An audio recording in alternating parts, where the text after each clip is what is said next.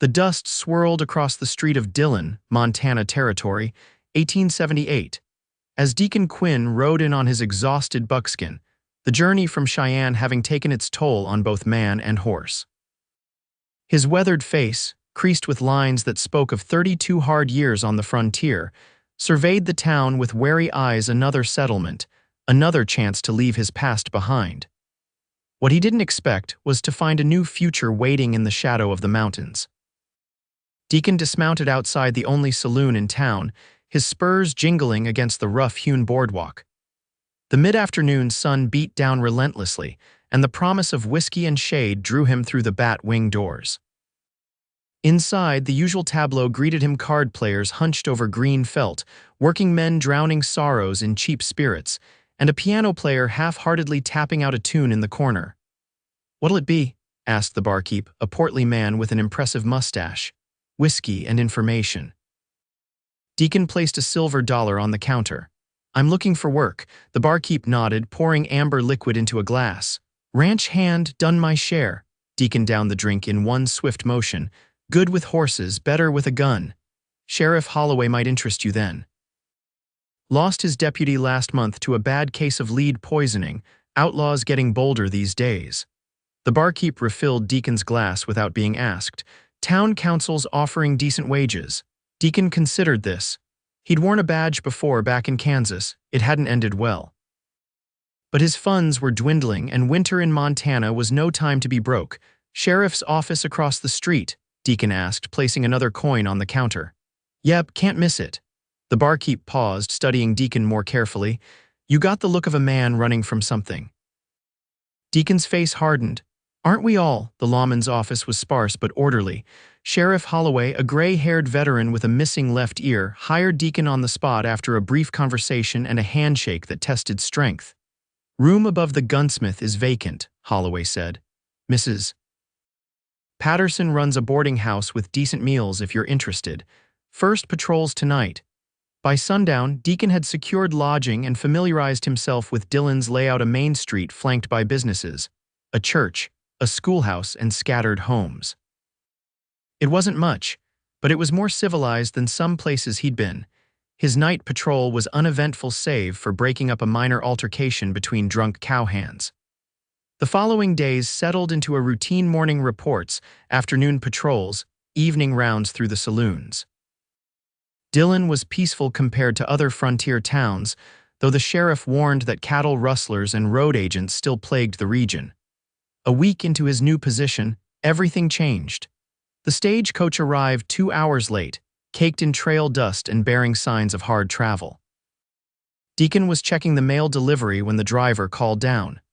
"Got an injured passenger, deputy. Need a doctor." Deacon helped unload the unconscious woman from the coach. She was young, perhaps mid-20s, her face pale beneath streaks of dirt. Her simple dress was torn and bloodied at the shoulder. "Bandits," the driver explained breathlessly. "Hit us about 20 miles back, shot the guard, would have taken everything if not for a patrol of cavalry passing by." "Doc Sullivan's office is down the street," Deacon said, lifting the woman into his arms.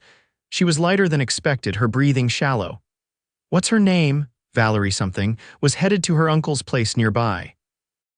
Deacon carried her swiftly to the doctor's office, noting the fine quality of her clothing despite its condition. She wasn't a frontier woman. Her hands lacked calluses, and even unconscious, she carried herself with a certain refinement. Doc Sullivan, a gruff man in his 60s, directed Deacon to place her on the examination table. "Bullet wound or graze?" "Haven't checked," Deacon admitted. The doctor cut away the fabric around her shoulder, revealing a bloody furrow where a bullet had carved a path through flesh without lodging. "She's lucky. Clean graze, but she's lost blood, probably passed out from the shock and the rough ride." As Sullivan cleaned the wound, the woman stirred, her eyes fluttering open. They were a startling shade of green, disoriented at first, then focusing on Deacon's face with unexpected clarity. "Where am I?" she asked, her voice cultured Eastern. "Dillon, madam, you're safe now." Her fingers clutched Deacon's arm with surprising strength. "My valise, it's secure, miss, don't worry." She relaxed slightly, wincing as the doctor applied antiseptic to her wound. "Thank you, Deputy Quinn, Deacon Quinn." Valerie Foster. She attempted a smile before pain overtook her features. Doc Sullivan completed his work efficiently, bandaging her shoulder and administering laudanum for the pain. She needs rest, somewhere quiet, Mrs. Patterson has rooms, Deacon suggested, already calculating how he'd transport the injured woman to the boarding house. Valerie shook her head weakly. My uncle, Harrison Foster, he has a ranch outside town. Deacon exchanged glances with the doctor. Foster's place is 10 miles out. You're in no condition to travel that far today. Please, she insisted, her eyes finding Deacon's again. I have to get to him. It's important. Something in her voice, urgency mingled with fear, made Deacon nod. I'll take you tomorrow if the doctor agrees. Tonight you rest at the boarding house. The following morning dawned clear and cold, a crisp October day with the promise of an early winter. Deacon secured a wagon from the livery, lined the bed with blankets, and helped Valerie settle in despite her protests that she could ride properly. The doc said to avoid straining that shoulder, he reminded her, arranging pillows to cushion the journey. This is the best way. She wore a borrowed dress, her own being beyond repair. The blue calico was a touch too large, making her seem even more delicate than she was. Yet there was steel in her spine as she sat upright in the wagon, determined to maintain dignity. I appreciate your assistance, Deputy Quinn, she said as they departed town. I didn't expect such kindness from strangers. It's my job, Miss Foster. Please call me Valerie. The journey to the Foster Ranch took them through rolling grasslands dotted with stands of pine and aspen. Valerie remained quiet for much of the ride, occasionally wincing when the wagon hit a rut.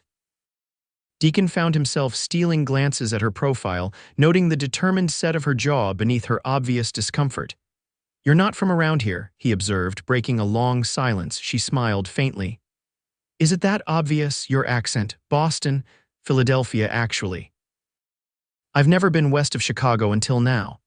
She studied the landscape with a mix of wonder and apprehension. It's so vast. Takes some getting used to, Deacon agreed. What brings you to Montana Territory? A shadow crossed her features. Family matters. My uncle wrote asking me to come. Something in her tone suggested there was more to the story, but Deacon didn't press. Everyone had secrets, especially those traveling to remote territories alone.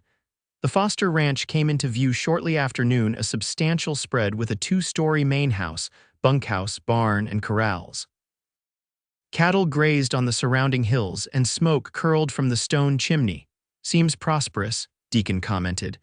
Uncle Harrison came west after the war, started with nothing, according to my father. As they approached, a tall man with a silver-streaked beard emerged from the house, squinting against the sun. Recognition dawned on his weathered face, followed quickly by concern. Valerie, good Lord, girl, what happened? Deacon helped her from the wagon as she explained about the stage robbery. Harrison Foster listened grimly, his eyes darting to Deacon's badge. Deputy Quinn rode me out, Uncle. He saved me from having to stay in town. Foster extended a calloused hand. I'm obliged to you, Deputy. Harrison Foster. Just doing my duty, sir. Foster called for his housekeeper, a sturdy woman named Mrs. Gunderson, who immediately took charge of Valerie, clucking disapprovingly at her pallor and bandaged shoulder. Come in for a meal before heading back, Foster insisted to Deacon. Least I can do. The ranch house interior revealed unexpected refinement-quality furniture, books lining shelves, even a piano in the corner. Foster noticed Deacon's surprise. My late wife's influence, he explained. Couldn't bear the thought of living like a savage, even in the wilds. Over a simple but hearty meal, Foster explained his situation. He'd built the ranch from nothing after serving as a Union officer, now ran 500 head of cattle and employed a dozen men. But recent troubles with rustlers had him concerned. Sheriff Holloway mentioned you've lost stock, Deacon said. Foster nodded grimly. 30 head last month alone. My foreman thinks it's the Blackwater gang operating out of the hills. Holloway's organizing a response. I'll make sure he knows you're particularly affected. Appreciate that. Foster hesitated, glancing toward the stairs where Valerie had been taken. My niece's arrival complicates things. I'd hoped for peaceful times when I invited her west. Family visit, something like that. Foster changed the subject abruptly, inquiring about conditions in town. By mid-afternoon, Deacon prepared to leave, having promised to update the sheriff about the rustling situation. As he readied the wagon, Valerie appeared on the porch, looking pale but determined. "Deputy Quinn," she called softly, descending the steps carefully. "I wanted to thank you properly before you left." "No need, Miss Foster, just doing my job," she smiled, a genuine expression that transformed her face. "Nevertheless, I'm grateful. I hope I'll see you in town when I'm recovered enough to visit. I expect you will." Deacon tipped his hat, suddenly uncomfortable with the warm feeling her smile produced. "Take care of that shoulder." The ride back to Dillon gave Deacon time to reflect on the curious circumstances. Valerie Foster was clearly educated, refined, not the typical frontier woman. And there was something in her eyes, a wariness that spoke of troubles beyond a stage robbery. Sheriff Holloway was waiting when Deacon returned, eager for news from the Foster ranch. The older lawman listened thoughtfully to Deacon's report about the rustling. "Foster's a good man," Holloway said afterward. "One of the few ranchers who treats his hands fairly. Strange he'd send for his niece now with trouble brewing." "Family business," he said. Holloway raised an eyebrow. "Foster's never mentioned family back east in all the years I've known him." Interesting timing. Over the next 2 weeks, Deacon found himself inventing reasons to ride out to the Foster ranch. First, it was official business updates on the rustler situation. Then, returning a book Mrs. Gunderson had requested from town. Each time Valerie was there, increasingly mobile as her wound healed, always with that same genuine smile that made something shift in Deacon's chest. During his third visit, he found her alone on the porch, wrapped in a shawl against the autumn chill, reading a book of poetry. "Deputy Quinn," she greeted him, closing her book. "Uncle Harrison is checking the north pasture with the hands. Actually, I brought these for you." He produced a small package of letters that had arrived on the stage. "Thought you might be anxious for news from home." Her face lit up, then immediately fell as she took the bundle. "Thank you, that was very thoughtful. Bad news," he ventured, noting her changed expression. "No, just complications." She tucked the letters into her pocket. "Would you walk with me? I've been instructed to exercise the arm, and I've seen little of the ranch." They strolled toward a small creek that bordered the property, Valerie moving carefully but with increasing confidence. The afternoon sun cast long shadows across the grass, and somewhere in the distance, a meadowlark called. "You don't seem like a typical lawman," Valerie observed after they'd walked in comfortable silence. Deacon raised an eyebrow. "What does a typical lawman seem like?" "Less educated." "You speak well, carry yourself differently." "I wasn't always wearing a badge." He hesitated, then added, "Went to college back east before the war changed everything." "The war changed many things," she agreed softly. "My father lost everything, his business, his health. Only his pride remained intact. Is that why you came west? A fresh start?" She stopped walking, turning to face him directly. "Why did you come west, Deputy Quinn?" Their eyes held for a long moment before Deacon looked away. "Running, I suppose, like most men out here." "What were you running from?" "Memories. Mistakes." He shrugged, uncomfortable with the direction of the conversation. "The usual ghosts." Valerie studied him with those penetrating green eyes. "I think we might understand each other better than you realize, Deputy." Before he could respond, a rider approached from the ranch, one of Foster's hands, urgency in his posture. "Miss Foster, Deputy, Mr. Foster sent me to fetch you back. Riders coming and he don't recognize them." Deacon's hand moved instinctively to his sidearm. "How many?" "4 coming from the east." "Get Miss Foster back to the house," Deacon instructed, already moving toward his horse. "I'll intercept them." Valerie caught his arm. "Be careful." He nodded once, then mounted and rode hard toward the eastern approach. The approaching riders came into view as he crested a small rise. 4 men, travel-worn but well-armed. Not the usual appearance of drifters or cowboys looking for work. Deacon positioned himself across their path, badge visible on his vest. "Afternoon, gentlemen, Deputy Quinn of Dillon." "Mind stating your business at the Foster Ranch?" The lead rider, a broad-shouldered man with cold eyes, assessed Deacon carefully. "Didn't know Foster had law protection. We're just looking for work, Deputy." 4 armed men don't usually ride together looking for ranch jobs. Deacon kept his voice even, his right hand resting near his Colt. "Especially when they approach from the east instead of following the main trail." A tense silence followed. Deacon counted heartbeats, recognizing the calculating look in the leader's eyes, weighing odds, measuring the man before him. Finally, the leader nodded. "No trouble today, deputy. We'll try our luck elsewhere." He turned his horse, the others following suit after exchanging glances. "I'd suggest Bannack," Deacon called after them. "More opportunities there." He watched until they disappeared over the ridge, then returned to the ranch where Harrison Foster waited anxiously. "Trouble?" the rancher asked. "Not today." Deacon dismounted. "But those weren't ordinary drifters. They'll be back, or others like them will." Foster's expression darkened. "This complicates matters." "What matters would those be, Mr. Foster?" The rancher hesitated, glancing toward the house where Valerie stood watching from the porch. "Best discussed privately, deputy. Come inside." In Foster's study, the rancher poured 2 glasses of whiskey before speaking. "I haven't been entirely forthcoming about why Valerie is here." "Family business isn't my concern," Deacon said, though curiosity burned within him. "It may become your concern." Foster drained his glass. "My brother Valerie's father died 3 months ago, left considerable debts. Men who don't forgive such things easily. The kind of men who might send others looking." Foster nodded grimly. "I brought her here to protect her, and because—" He hesitated. "There are papers, documents that could ruin certain powerful people. My brother entrusted them to Valerie before his death." "Blackmail?" "Justice." Foster refilled his glass. "My brother wasn't perfect, but he discovered something during his business dealings, evidence of corruption reaching into the highest levels of Philadelphia society. Now those men want the documents destroyed and any witnesses silenced." Deacon absorbed this information, pieces falling into place: Valerie's caution, the stage robbery that might not have been random, the suspicious riders. "Does Sheriff Holloway know about this?" "No one does, except you now." Foster met his eyes directly. "I'm telling you because I've seen how you look at my niece and how she looks at you, and because I suspect we'll need the law on our side before this is over." Deacon didn't deny Foster's observation about his feelings for Valerie. Instead, he asked, "What kind of documents are we talking about?" "Financial records, correspondence proving certain respectable businessmen have been financing criminal enterprises, including operations out here in the territories." Foster's voice hardened.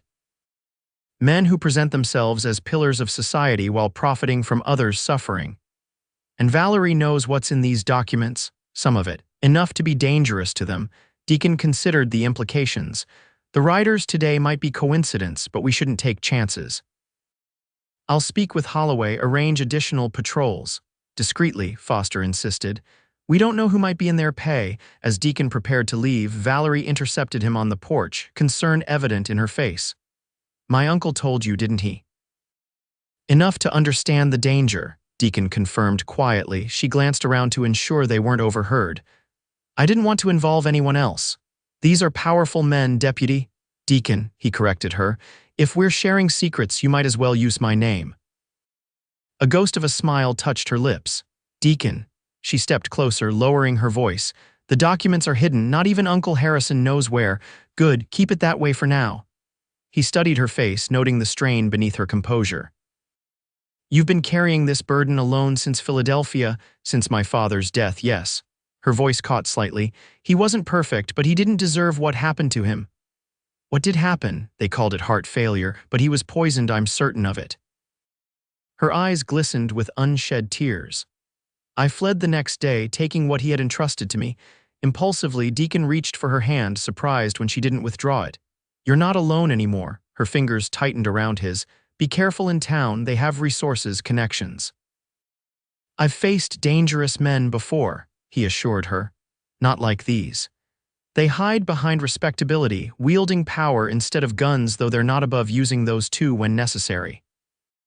As if to punctuate her warning, a distant rider appeared on the horizon, one of Foster's hands returning at a gallop.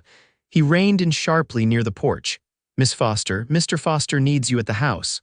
"Marshals arrived from Helena," Deacon frowned. "Federal marshal." "What business would he have here?" The ranch hand shrugged. "Didn't say, just rode informal-like, asking for Mr. Foster by name." Valerie's face paled. "This isn't coincidence. Go inside," Deacon instructed. "I'll come with you." In the ranch house parlor, Harrison Foster was engaged in tense conversation with a tall, distinguished man whose marshal's badge gleamed on his tailored vest. Both men looked up as Deacon and Valerie entered. "Ah, Miss Foster," the marshal said, his accent cultured but with a Western edge. "I'm Marshal Everett. I've been looking forward to meeting you." "Marshal," Valerie acknowledged coolly. "What brings federal law enforcement to my uncle's ranch, missing documents from Philadelphia?" Everett replied, watching her reaction carefully. "Financial records that disappeared around the same time as your departure west." Deacon stepped forward. "Deputy Quinn, Dillon Sheriff's Office. Do you have a warrant, Marshal?" Everett's eyes shifted to Deacon, narrowing slightly. "Not yet, Deputy. This is a courtesy call following a request from authorities in Philadelphia. Eastern authorities have no jurisdiction here," Deacon pointed out. "True enough." The marshal smiled thinly. "But federal authorities do, especially when bank fraud and interstate crime might be involved." Harrison Foster cleared his throat. "My niece has only recently arrived after a difficult journey, Marshal. She was injured in a stage robbery and is still recovering." "I'm sorry to hear that." Everett didn't sound particularly sympathetic. "Nevertheless, if she has information about missing financial documents from Consolidated Banking of Philadelphia, I'm authorized to request her cooperation." Valerie stood straighter, her voice steady despite her pallor. "I have no knowledge of any missing documents, Marshal. I came west because my father died and I had nowhere else to go." "Your father, Edward Foster, was under investigation at the time of his death," Everett countered, "for embezzlement and fraud." "My father was investigating corruption within the bank," Valerie replied sharply. "Any allegations against him were manufactured to discredit his findings." Deacon watched the exchange carefully, noting the marshal's controlled reactions. Something felt wrong: the timing, the specificity of his questions, the fact that he'd tracked Valerie to a remote ranch in Montana territory so quickly. "Marshal," Deacon interjected, "how exactly did you learn Miss Foster was here?" "The stage robbery delayed her arrival, and her presence isn't common knowledge in Dillon." Everett hesitated fractionally. "Information from Philadelphia indicated she was traveling to her uncle's ranch." "That doesn't explain how you knew she had arrived," Deacon pressed. The marshal's expression hardened. "I don't answer to local deputies, Quinn. My business is with Miss Foster and potentially Mr. Foster if he's harboring evidence of criminal activity." Harrison Foster stepped forward. "I think we're done here, Marshal. Unless you have a warrant, I must ask you to leave my property." Tension crackled in the room as Everett considered his options, his hand drifting subtly toward his sidearm. Deacon shifted position, putting himself between the marshal and Valerie. "Think carefully, Marshal," Deacon said quietly. "Whatever you're being paid, it's not worth dying for." Everett's eyes widened slightly, then narrowed with cold calculation. "You're making a serious accusation, Deputy." "Am I? Real federal marshals usually bring documentation, travel with deputies, and don't make house calls without warrants." Deacon kept his voice level. "I spent enough time around genuine lawmen to spot an imposter." For a moment, no one moved. Then Marshal Everett's hand flashed toward his gun. Deacon was faster. His Colt cleared leather and fired before Everett could aim, the bullet striking the man's shoulder. Everett staggered back, his unfired weapon clattering to the floor. "Harrison," Deacon barked. "Rope." Foster moved quickly, returning with cord to bind the wounded imposter while Deacon kept him covered. "Who sent you?" Deacon demanded once Everett was secured in a chair, his wound bandaged but painful. The man grimaced, blood seeping through the makeshift bandage. "You're dead men walking, all of you." "Names," Deacon insisted, his voice hardening, "or you'll face the hangman alone." Fear flickered in Everett's eyes. "Rutherford," he muttered finally. "William Rutherford of the Philadelphia Banking Consortium. He's just the front man, though. There are others, bigger names." Valerie stepped forward, her face pale but composed. "Did Rutherford have my father killed?" Everett looked away. "I don't know the details. I'm just hired muscle made to look official. They promised good money to retrieve the documents and deal with witnesses." Harrison Foster's expression darkened. "We need to get him to town to the real law." "No," Deacon countered. "If he found you, others will too. This place isn't safe anymore." He turned to Valerie. "Where are the documents?" She hesitated, glancing at her uncle. "Hidden in my trunk, false bottom. Get them, pack only what you need." Deacon's mind raced through options. We need to leave tonight. And go where? Foster demanded. First, Dillon to inform Sheriff Holloway and telegraph the actual federal authorities. Deacon checked his ammunition. Then wherever necessary to keep your niece safe until we can expose these men. As Valerie hurried upstairs to pack, Harrison Foster studied Deacon intently. You're risking your life for someone you barely know. I'm doing my job, Deacon replied automatically, though they both knew it was more than that. Foster nodded knowingly. Your eyes give you away, deputy. I recognized the look same way I looked at her aunt 30 years ago. Before Deacon could respond, a ranch hand burst through the door. Riders coming, at least 6 armed. Deacon moved to the window, peering through gathering dusk. Too soon to be reinforcements from town.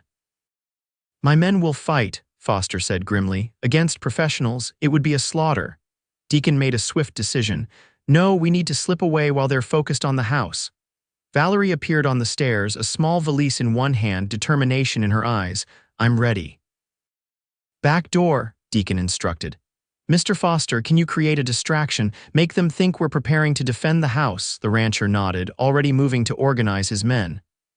There's a trail through the north woods, follows the creek, eventually connects with the stage road. Take my best horses. Within minutes, Deacon had Valerie mounted on a fleet bay mare while he rode a powerful black gelding. They slipped away from the ranch house as Foster's men made a show of barricading windows and positioning themselves as if for a siege. The forest trail was narrow and dark, forcing them to ride single file at a careful pace despite the urgency. Behind them, shouts and the crack of gunfire indicated the attackers had reached the ranch house. Will they be all right? Valerie asked, anguish in her voice. Your uncle is smart. He'll make it look like a defense, then surrender once we're clear. Deacon hoped he was right. They want the documents, not bloodshed that would bring attention. They rode in tense silence for nearly an hour before reaching the stage road. Pausing to rest the horses, Deacon considered their options. Dillon is still 15 miles. We could make it by midnight. Valerie shook her head. They'll expect that. They'll have men watching the town. You have a better idea, the railroad at Silver Creek. It's further, but a train leaves for Helena at dawn. Deacon weighed the risks. 30 miles of open country with men likely tracking us. But they'll focus their search on Dillon and the roads east, Valerie argued. They won't expect us to head north to Silver Creek. Her logic was sound. We'll need to ride hard and avoid the main trails. They set off again, keeping to secondary paths and game trails where possible. The night grew bitterly cold, stars blazing overhead in the clear mountain sky. Valerie rode without complaint despite her recent injury and the punishing pace. Near midnight, they paused in a sheltered hollow to rest the horses. Deacon built a small, smokeless fire, keeping it shielded from distant view. Valerie huddled close to the flames, her face illuminated in the flickering light. You never asked to see them, she said after a long silence. The documents, she nodded. Most men would want proof before risking their lives. Deacon shrugged. I trust you. Why? Her question was direct, her eyes searching his face. Instinct, experience, he paused, adding softly, something about your eyes, they don't lie. She smiled faintly. My father used to say the same thing, said it made me a terrible card player. Tell me about him, Deacon prompted, recognizing her need to talk. As the fire burned low, Valerie spoke of her father, a principled banker who discovered corruption within his own institution. Powerful men using the bank to finance criminal enterprises while appearing respectable. His gathering of evidence, his growing fear as he realized the scope of the conspiracy. His final days when he knew he was being watched. He gave me the documents the night before he died, she concluded, wiping away a tear. Said if anything happened to him, I should take them west to Uncle Harrison, said they'd be safe here. He couldn't have anticipated how far they'd go to recover them, Deacon observed. No, he underestimated their reach. She looked up at him. What about you? You mentioned college before the war. Deacon rarely spoke of his past, but something about the night and the woman across from him loosened his usual reserve. Studied law at Harvard, had plans to join my father's firm in Boston. He poked at the embers. Then the war came. Joined up with the 20th Massachusetts, saw things that changed me. And after, couldn't go back to that life, drifted west, wore a badge in Kansas for a while, then Nebraska. He didn't mention the violence he'd seen and participated in, the nightmares that still plagued him. Eventually landed in Dillon. Running from your past, she observed, trying to outride it at least. Their eyes met across the dying fire, an understanding passing between them that went beyond words. Valerie reached out, her fingers brushing his hand. We should rest, Deacon said, suddenly conscious of their isolation and the intimacy of the moment. I'll take first watch. They reached Silver Creek shortly after dawn, the small railroad town just coming to life as they rode in. The station confirmed a train would depart for Helena at 9 o'clock. We should separate, Deacon suggested as they secured their horses at the livery. I'll get tickets while you find a place to clean up. Less conspicuous that way, Valerie agreed reluctantly. The hotel across from the station should have washrooms. Meet at the station at 8:30, stay in public view. As Valerie headed toward the hotel, Deacon went to the telegraph office first. He sent messages to Sheriff Holloway and to a federal judge he knew in Helena, explaining the situation in carefully coded terms. Then he purchased 2 tickets to Helena, using cash rather than signing for them. At the general store, he bought ammunition, provisions, and a new coat for Valerie, noting the temperature was dropping as storm clouds gathered over the mountains. Everything was proceeding according to plan until he spotted 2 men watching the hotel from across the street, hard-eyed strangers with the unmistakable bearing of hired guns. Somehow, they'd anticipated this route. Moving casually, Deacon circled behind the buildings, approaching the hotel from the rear entrance. He found Valerie in the small dining room, halfway through a modest breakfast. We've got trouble, he murmured, sliding into the chair opposite her. They have men watching the hotel. Her face paled. How? Telegraphed ahead, most likely. We need to move now before they realize I've spotted them. They left through the kitchen, Deacon slipping the cook a silver dollar for his cooperation. Behind the hotel, a narrow alley led toward the freight yards. The train doesn't leave for another hour, Valerie whispered as they hurried through the alley. We're not taking the passenger train. Deacon guided her toward a line of boxcars being loaded with lumber. Freight train heading north departs in 15 minutes. But Helena is where they'll expect us to go. Deacon scanned the rail yard. We'll head north to Fort Benton, then take a riverboat east if necessary. They slipped aboard an empty boxcar, concealing themselves behind stacked crates just as shouts echoed from the direction of the hotel. The hunters had discovered their quarry missing. The freight train lurched into motion 20 minutes later, slowly building speed as it left Silver Creek behind. Through a crack in the boxcar door, Deacon watched their pursuers growing smaller in the distance, their frustrated gestures telling the story. We're clear for now, he said, turning to Valerie. She sat on a crate, the documents spread before her ledgers, correspondence, banking records. I never actually read all of them, she admitted. Father said it was safer if I didn't know everything. Deacon knelt beside her, examining the papers. His legal training allowed him to quickly grasp their significance, evidence of a massive criminal enterprise operating behind the facade of respectable banking, with tendrils reaching into territorial governments, mining operations, and land speculation. This is bigger than banking fraud, he said after reviewing several key documents. This implicates senators, territorial governors, even a Supreme Court justice. That's why they're so desperate to recover them, Valerie nodded, gathering the papers.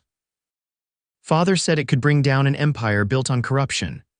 The train rattled northward through the day, stopping occasionally at water towers or small depots. During one such stop, Deacon slipped out to purchase food from a platform vendor, keeping his hat low over his eyes. By evening, they had settled into a relatively comfortable corner of the boxcar, using Deacon's saddle blanket as padding against the hard floor. The rhythmic clacking of wheels on rails provided a constant backdrop to their conversation as they shared more of their histories, finding unexpected common ground despite their different backgrounds. You never married? Valerie asked as twilight darkened the interior of their temporary refuge. Deacon shook his head. Came close once in Nebraska. She was a schoolteacher, decided she couldn't handle being a lawman's wife after I was shot breaking up a bank robbery. I'm sorry, don't be. She was right, it's a hard life for a woman. He glanced at her. What about you? No suitors in Philadelphia society, Valerie smiled wryly. Several. All interested in my father's supposed fortune or social connections, none worth the trouble. The train slowed as night deepened, finally stopping at a small siding to allow a southbound train to pass. In the sudden silence, Deacon tensed, hearing movement outside their boxcar. "Someone's checking the train," he whispered, drawing his Colt. The door slid partially open, moonlight silhouetting a figure with a lantern. "Railroad security," called a gruff voice. "Anyone riding these cars is trespassing." Deacon made a swift decision. "We're here," he called back. "Just a man and woman traveling north. We can pay." The security man raised his lantern higher, illuminating their corner of the car. His eyes took in Deacon's badge, Valerie's disheveled but clearly quality clothing, and the documents hastily covered with the blanket. "You folks in some kind of trouble?" he asked suspiciously. "Official business," Deacon replied, letting his coat fall open to reveal his badge more clearly. Transporting a witness to Fort Benton needed discretion. The man seemed skeptical. "Mighty unusual way to transport anybody official." "Unusual circumstances," Deacon countered. He produced several coins. "For your trouble and discretion." After a moment's consideration, the security man pocketed the money. "Train gets to Fort Benton tomorrow afternoon. Try not to be seen when we pull in. Station master there is particular about regulations." After he left, sliding the door mostly closed again, Valerie exhaled shakily. "That was close. Too close." Deacon frowned. "If he reports this, word could reach the wrong ears." They traveled through the night, taking turns keeping watch while the other dozed fitfully. Dawn revealed snow-covered landscapes passing outside their boxcar. They were moving into the northern reaches of the territory. By mid-morning, the train began to slow as it approached Fort Benton. Deacon gathered their meager belongings, preparing to disembark before reaching the station. "We'll jump when it slows on that curve ahead," he instructed. "Roll when you hit the ground, then make for those trees." Valerie clutched the precious documents inside her coat. "And if we're separated, head for the fort itself. Ask for Captain Thomas Bradford. He served with me during the war. Tell him everything." The train slowed on the curve as expected. Deacon opened the door wider, checked for observers, then nodded to Valerie. "Ready?" She hesitated only briefly before nodding. "Together, count of 3. He took her hand. 1, 2, 3. They jumped, hitting the snowy embankment and rolling as planned. Deacon recovered first, quickly helping Valerie to her feet, and they dashed toward the shelter of the pines. From their vantage point, they watched the train continue toward Fort Benton. No alarm raised at their departure. The fort itself was visible in the distance, smoke rising from chimneys against the gray winter sky. 2 miles, maybe less, Deacon estimated. "Can you make it?" Valerie straightened her shoulders. "I've come this far." They set off through the snow, keeping to the tree line where possible.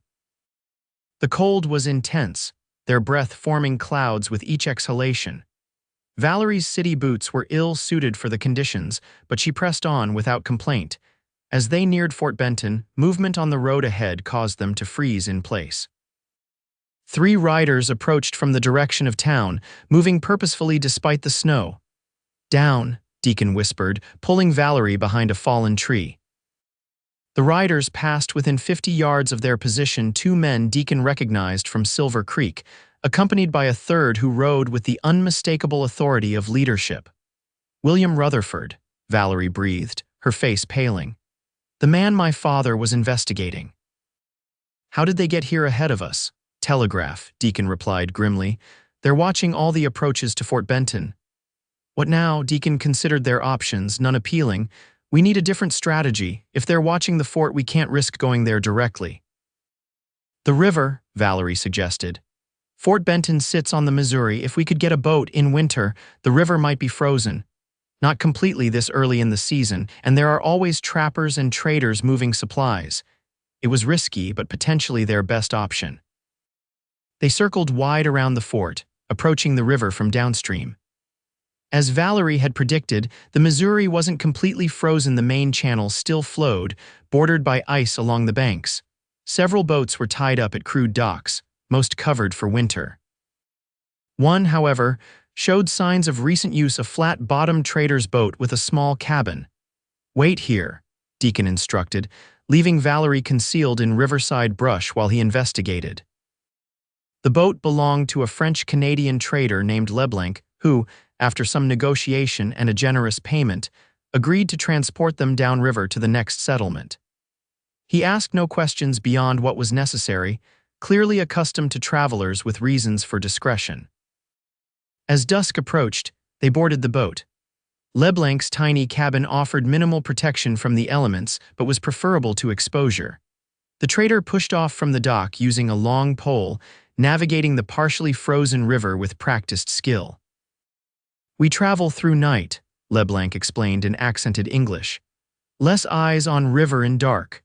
They drifted with the current, occasionally using poles to avoid ice flows or shallow sections. Inside the cramped cabin, Valerie huddled close to Deacon for warmth, her exhaustion finally catching up with her. "We can't keep running forever," she murmured, half asleep against his shoulder. "No," he agreed softly. "But we only need to stay ahead of them until those documents reach the right authorities." She stirred slightly. "And then what? These men have influence everywhere." "Not everywhere, and not enough to escape a proper federal investigation once the evidence is presented." Valerie fell silent, her breathing eventually steadying as she slipped into sleep. Deacon remained awake, keeping watch through the small window of the cabin, his arm around her protectively. By morning, they had traveled nearly 30 miles downriver. Leblanc guided the boat toward a small trading post where, he explained, they could find horses and supplies for the journey onward. As they approached the dock, however, Deacon spotted riders on the bank, the same men from Fort Benton. "They've anticipated us again," he warned, pulling Valerie away from the window. "Somehow they knew we'd take the river." Leblanc, seeing the men, swung the boat away from the dock. "Bad business," he muttered. "I know place small cabin 2 miles downstream, used by trappers. We go there." The boat drifted past the trading post, the waiting men apparently unsure if their quarry was aboard. One fired a warning shot that splashed harmlessly in the water nearby. "They'll follow the bank," Deacon said grimly. "River bends ahead," Leblanc replied. "Many channels, islands. They cannot follow easily on horseback." The French-Canadian's knowledge proved valuable as he navigated a maze of smaller channels between wooded islands, eventually bringing the boat to shore near a dilapidated cabin half hidden among pine trees. "Stay here 2-3 days," Leblanc advised. "I go back upriver tomorrow. Tell no one." After the trader departed, Deacon secured the cabin one room with a stone fireplace, crude bunk, and little else. It had clearly been abandoned for some time, but the roof was intact and the chimney clear. "We need to get word to authorities," Valerie said as they kindled a fire. "Without that, all this running is pointless." Deacon nodded, considering options. "The trading post we passed, is there a telegraph?" Leblanc didn't mention one. "Then we need another plan." Deacon stoked the fire higher. "Tomorrow I'll scout the area, see what options we have." That night, huddled together for warmth on the narrow bunk, the barriers between them began to crumble. Perhaps it was the shared danger, the isolation, or simply the inevitable culmination of feelings that had been building since their first meeting. "Deacon," Valerie whispered in the darkness, her face inches from his, "if we don't survive this." He silenced her with a gentle finger to her lips. "We will. But if we don't," she persisted, "I need you to know that I've never met anyone like you, someone willing to risk everything for justice and for a stranger." "You're not a stranger, Valerie." His voice was rough with emotion. "Not anymore." Their lips met hesitantly at first, then with growing urgency. In the firelight's glow, they found solace and passion, a respite from the danger that surrounded them. Later, as Valerie slept in his arms, Deacon stared at the cabin's roof, troubled by the persistent question of how their pursuers continuously anticipated their movements. Someone was informing on them, but who? The circuit was small. Sheriff Holloway, Harrison Foster, the telegraph operators, perhaps Captain Bradford if his message had reached Fort Benton. Morning brought heavy snow, blanketing the landscape in white. Deacon ventured out briefly, finding no sign of pursuit but limited visibility beyond 100 yards. "The snow works in our favor," he told Valerie upon returning. "Covers our tracks, makes travel difficult for them." She nodded, sorting through the documents they'd carried so far. "I've been reviewing these more carefully. There's a patterned systematic corruption involving land purchases ahead of railroad expansion. Inside information, Deacon observed, looking over her shoulder. Exactly. Certain investors consistently purchased land months before railroad routes were publicly announced, then sold at enormous profits once construction began. That would require cooperation from railroad executives, territorial officials, and federal regulators, Valerie finished. The documents show payments to all three groups. Their research was interrupted by a sound outside, horses approaching through the snow. Deacon moved instantly to the window, pistol drawn. 3 riders, he reported tensely, moving slowly, checking the riverbank. Valerie gathered the documents, shoving them inside her coat. Back door, none, just the window and back. Deacon assessed their options rapidly. Too exposed to run, we need to stand our ground. The cabin's walls were solid logs, good protection against bullets. The single door was sturdy, the windows small, a defensible position if not an ideal one. Behind the bunk, Deacon instructed, moving furniture to create a barricade. If shooting starts, stay down. The riders approached cautiously, spreading out to surround the cabin. Through the window, Deacon recognized Rutherford and his 2 hired guns from earlier. Valerie Foster, Rutherford called from a safe distance. We know you're in there, come out with the documents and no one needs to get hurt. Deacon remained silent, positioning himself beside the window for a clear shot if needed. Your uncle is dead, Miss Foster, Rutherford continued when no response came. The ranch burned to the ground, no one's coming to help you, Valerie gasped, her face draining of color. Deacon shook his head. He's lying, trying to draw you out. I have a federal warrant for your arrest, Rutherford tried again. For theft of bank property and conspiracy, surrender now and I give my word you'll receive a fair trial. Deacon had heard enough. You're no federal agent, Rutherford, he shouted back. And your word isn't worth spit in this territory? A tense silence followed. Then, without warning, gunfire erupted, bullets splintering the window frame and thudding into the log walls. Deacon returned fire carefully, conserving ammunition. One of Rutherford's men cried out, clutching his arm as he scrambled for cover behind a tree. The exchange continued sporadically, neither side gaining advantage. As afternoon waned, the attackers grew more cautious, apparently settling in for a siege. They know we have limited supplies, Deacon said, checking his remaining ammunition. They can afford to wait. Valerie's expression was resolute. Then we don't wait, we need to change the equation. How? She reached into her boot, extracting a small Derringer pistol, father's last gift. For protection, he said. Deacon raised an eyebrow. You've been carrying that all along. A lady should have secrets, she replied with a hint of a smile. I propose a diversion. I'll fire from the back window while you slip out and circle behind them. It was risky but potentially effective. Deacon considered the fading light, the snow-covered ground that would muffle his footsteps, the overconfidence their attackers might be feeling. Wait until full dark, he decided. Give me 20 minutes to get into position before you start shooting. As night fell, Deacon slipped out through the back window, moving silently through the trees. The snow had stopped, but heavy clouds obscured the moon, providing additional cover. He circled wide, using the sound of the river to mask any noise he might make. He located Rutherford's men exactly where he expected, one watching the front of the cabin, one covering the back, with Rutherford himself positioned to observe both. Amateur tactics, predictable. When Valerie's diversion came, 3 rapid shots from the Derringer, all 3 men turned toward the cabin. Deacon made his move, approaching the nearest gunman from behind and striking him unconscious with the butt of his pistol. The second man turned at the sound, firing wildly into the darkness. Deacon dropped to the ground, returning fire with greater accuracy. The man fell, clutching his chest, Rutherford suddenly alone, back toward the horses. Quinn, I know it's you out there, let's make a deal. No deals, Deacon called back, moving to flank the banker. Don't be a fool. There's money in this for both of us. More than you'd make in 10 years wearing that badge. Deacon didn't bother responding, closing the distance between them steadily. When he was within 20 feet, Rutherford spotted him and fired desperately, the bullet whistling past Deacon's ear. Before the banker could fire again, Deacon lunged forward, tackling him to the ground. They struggled briefly in the snow before Deacon subdued him, securing his hands with the man's own belt.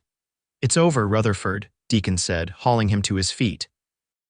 "You don't understand what you're involved in," the banker snarled. "These documents mean nothing without context.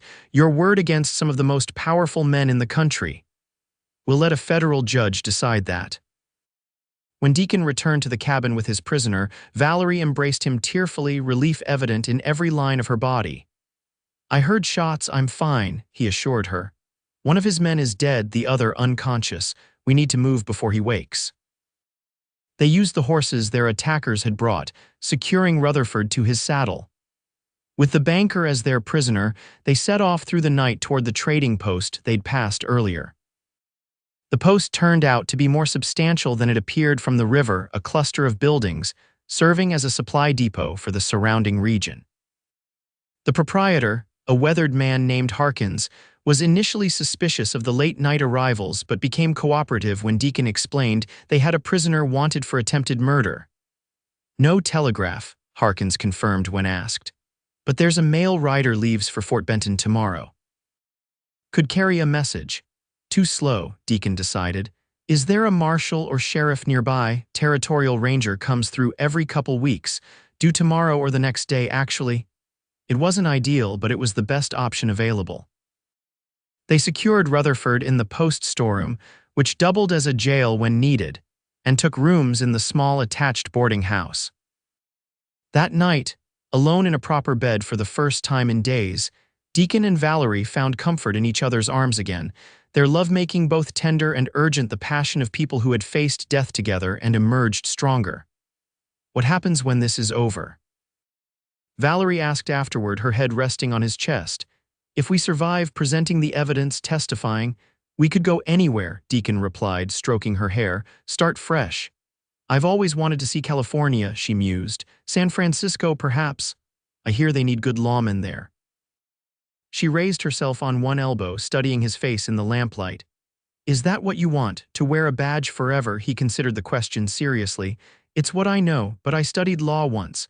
Could finish those studies, perhaps. Deacon Quinn, Esquire," she smiled.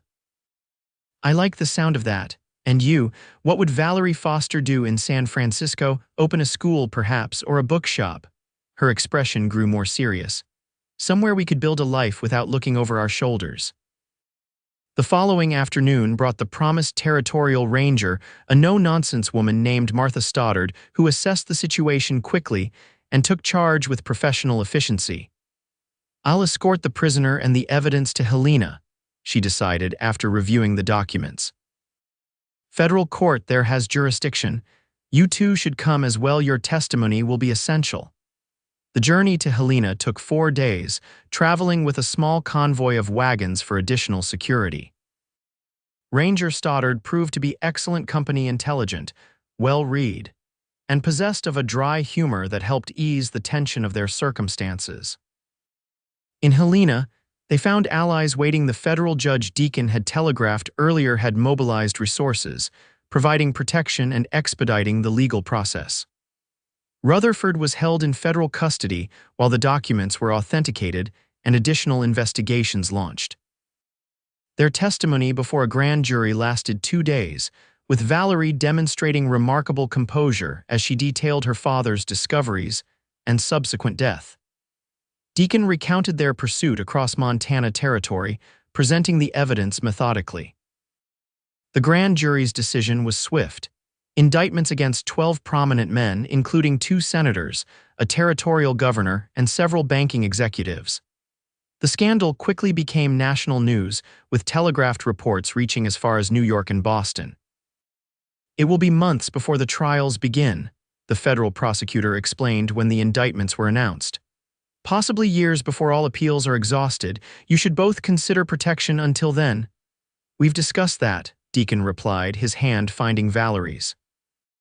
"We're thinking of heading west." The prosecutor nodded understandingly. "Wise choice. I can arrange transportation, new identities if needed." "That won't be necessary," Valerie said firmly. "We're not hiding anymore." 3 weeks after arriving in Helena, with Rutherford's co-conspirators either in custody or fugitives, Deacon and Valerie stood before a judge of a different sort, one who united them in marriage in a simple ceremony attended by Ranger Stoddard and several federal officials who had become friends during the proceedings. Word eventually reached them that Harrison Foster had indeed survived the attack on his ranch, though the main house had burned. He was rebuilding, he wrote, and hoped to host them when they felt it was safe to return to Montana. Instead, they continued west as planned, traveling by train to San Francisco. The city by the bay welcomed them with fog and opportunity, a place where past and future seemed to converge. With his Harvard education and recent notoriety from the banking scandal, Deacon found positions available in several law offices. He chose a smaller firm specializing in representing workers against corporate interests, finding satisfaction in fighting for the underdog. Valerie, meanwhile, used her portion of her father's recovered assets to open a bookshop in a growing neighborhood. Foster and Quinn Booksellers quickly became known for its excellent selection and literary events, attracting a clientele of both established San Franciscans and recent arrivals. They purchased a modest home overlooking the bay, far from Philadelphia banking houses and Montana Territory dangers. In time, children came, first a son they named Edward after Valerie's father, then twin daughters who inherited their mother's green eyes and determined spirit. Occasionally, newspaper reports would mention the ongoing trials resulting from what the press had dubbed the Great Banking Conspiracy. Rutherford received 20 years in federal prison. 2 senators resigned in disgrace. The ripple effects transformed banking regulations across the nation. On their 5th anniversary, Deacon took Valerie to dinner at the finest restaurant in San Francisco. As they sipped champagne, he presented her with a small velvet box containing a pearl necklace. "Not quite as dramatic as our early courtship," he joked as she admired the gift. "No gunfire or desperate escapes." "Thank goodness for that," she replied, reaching across the table to take his hand. "Though I sometimes miss the excitement. You miss being chased across Montana in winter," she laughed. "Perhaps not that specifically. But the clarity it brought, knowing what matters, who matters." "I knew what mattered the moment I carried you into Doc Sullivan's office," Deacon admitted, though it took a bullet graze, corrupt bankers, and a journey across half the territory to admit it. "Worth every step," Valerie said softly, her eyes reflecting the same devotion he felt. Later that night, as they walked home under stars that seemed somehow brighter than those on the frontier, Deacon reflected on the unlikely path that had brought them together from a stagecoach robbery to a new life 3 states away. "Do you ever wonder," Valerie asked as they reached their front gate, "what would have happened if I hadn't been on that particular stage? Or if you hadn't been deputy in Dillon?" "I try not to," Deacon replied, drawing her close. "Some things are meant to be despite all odds." She smiled up at him, her face as beautiful to him as the day they met. Like a Philadelphia banker's daughter and a Harvard-educated deputy finding each other in the wilds of Montana, exactly like that. He kissed her tenderly, still marveling at the twist of fate that had brought this remarkable woman into his life. As they entered their home, where their children slept peacefully under the watchful eye of a trusted nanny, Deacon remembered the moment in Doc Sullivan's office when he'd first looked into those green eyes. He couldn't have known then that those eyes would become his true north, his home regardless of geography. Some nights, when the fog rolled in from the bay, he would still wake reaching for his pistol, momentarily disoriented by the absence of danger. On those nights, Valerie would stir beside him, her presence anchoring him to their hard-won peace. They had built something precious from the chaos of family, a business, a legacy of justice that extended far beyond Montana territory. The documents that had nearly cost them their lives had ultimately transformed banking practices nationwide, vindicating Edward Foster's final crusade. And sometimes, on rare occasions when they found themselves alone beneath the stars, perhaps during a weekend trip to the countryside, or on their rooftop garden after the children were asleep, Valerie would reference that moment in the doctor's office that had changed everything. "I'm not clean," she would whisper with a mischievous smile, letting her shawl drop from her shoulders in playful recreation of their first meeting. And Deacon's heart would stop, just for an instant, before he'd pull her close and thank whatever forces had brought this remarkable woman into his life, grateful that a stagecoach robbery and a bullet graze had led to a love that continued to deepen with each passing year. In their San Francisco life, far from the dangers of their beginning, they found not just safety but purpose in their children, their work, and the quiet moments between them that needed no words. The frontier had tested their courage. The city tested their commitment to the principles that had brought them together. Through it all, they remained each other's true north, a love born in danger but flourishing in peace, as enduring as the mountains of Montana where their journey began.